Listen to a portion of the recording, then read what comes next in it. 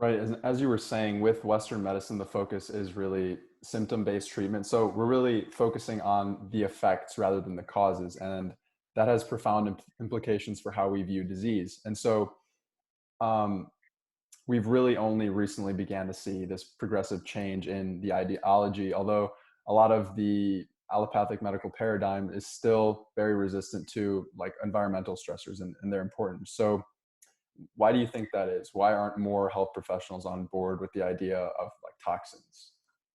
Well, I think going back to just nutrition, let's start even more basic than that. Like most of us, reasonable people know that nutrition makes a difference in human health, even at just a very broad level.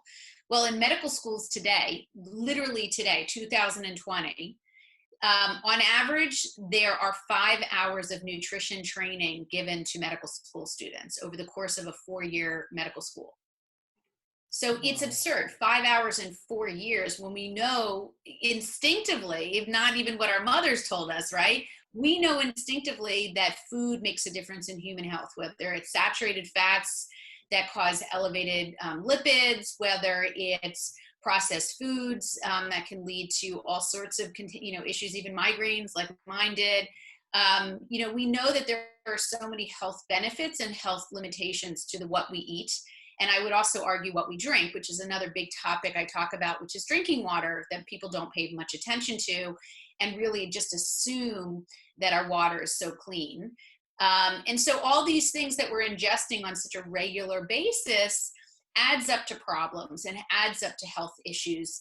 And that is what we're trying to highlight, myself and my co-author, Dr. Bamsal, in this book, Non-Toxic, Guide to Living Healthy in a Chemical World, is to really teach people what the problem is, what these chemicals have been shown to do, which we can talk about, and then most importantly, what we all can do about it. It's not about freaking people out and saying, see ya.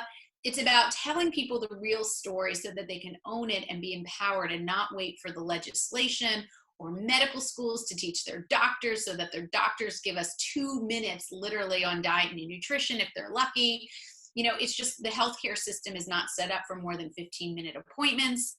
And really these doctors don't feel qualified or trained to even discuss nutrition, which is a real shame and a missed opportunity. So we have Yeah. to do it for ourselves. We have to be empowered, I believe, as you're doing, as you're trying to teach people as well, is that you can't wait for others. You need to find out good vetted information and then know exactly what you can do to lower that kind of chemical burden in your body. Yeah, because I really think there's a sort of facade of scientific certainty that goes on, and we really don't know all there is to know. And even like people who are doctors who are incredibly knowledgeable people, they don't have all of the answers, and that doesn't come down to their intelligence. That just comes down to how they were educated in med school. That's it. Exposure in education is what it's all about. You learn what you've been taught. You use what you've been taught because it becomes comfortable. So environmental health is really at the lowest point of the totem pole when it comes to what really should be in medical school training, nutrition being the most basic. And if that's a hurdle, and we know that there's a lot of pharma driven funding that goes to medical schools and residencies, and that's a fact, then we really can understand why the system is something we shouldn't wait for. And that we should really, even everyday people with no scientific background and even no socioeconomic means, can really just learn very quickly from this book or from things I post on The Smart Human, which is my platform. The Smart Human is just on Facebook, Twitter, and Instagram, but I post regularly on little nuggets of environmental health information so that people don't feel overwhelmed. It's humorous, it's self-deprecating. There's mental health information in there as well as just physical stuff. So really, it's just a matter of you, myself, other people just sharing good information that's not wacky or fringe. But, as you mentioned, there's not always hard evidence.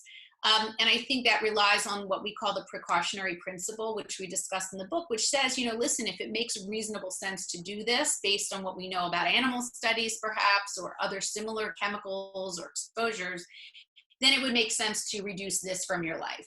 It's not like there's going to be a $5 million study on whether or not, soaking your tea bags, in teacup necessarily is going to cause you heart disease in 20 years if you're getting exposed to the chemicals, plastics in a tea bag case or something. I'm just giving an example.